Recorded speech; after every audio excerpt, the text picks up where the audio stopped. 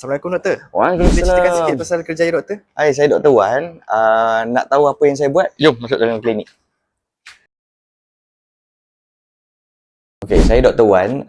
Saya merupakan pengarah di RR Medical Group, pemilik klinik RR Hair Clinic di Cyberjaya. Saya banyak merawat orang yang ada masalah rambut, mengembalikan keyakinan lelaki dan wanita yang mempunyai masalah rambut. Macam mana prosedur dia ni?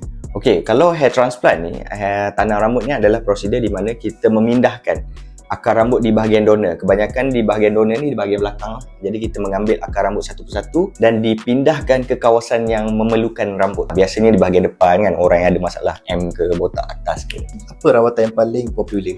Paling popular adalah rawatan perubatan yang ada masalah rambut di peringkat awal. Bagi yang ada masalah rambut menipis, kita akan menasihatkan ataupun rawatan yang terbaik untuk seseorang itu sebelum kalau orang tu memerlukan prosedur hair transplant, kita akan buat prosedur tanam rambut. Biasanya orang akan nampak hasil ni after berapa session? Kebanyakannya kalau macam hair transplant dia adalah satu sesi hair transplant dan resultnya dia dalam 6 bulan ke setahun. Kalau untuk orang yang mempunyai masalah rambut di peringkat awal yang perlukan ubat ke rawatan treatment laser ke apa semua, dia biasanya dalam 2 ke 3 bulan akan mula nampak result. Ada tak produk penjaga rambut yang disyorkan? Okey, sebenarnya kita ada wide range of shampoo dan juga solution untuk kesuburan rambut.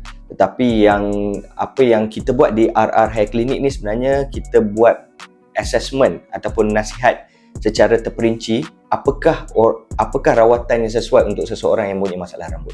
Okey, yang paling utama sebenarnya bila anda perasan anda ada masalah rambut, sebenarnya anda perlu jumpa doktor pakar dalam merawat masalah rambut.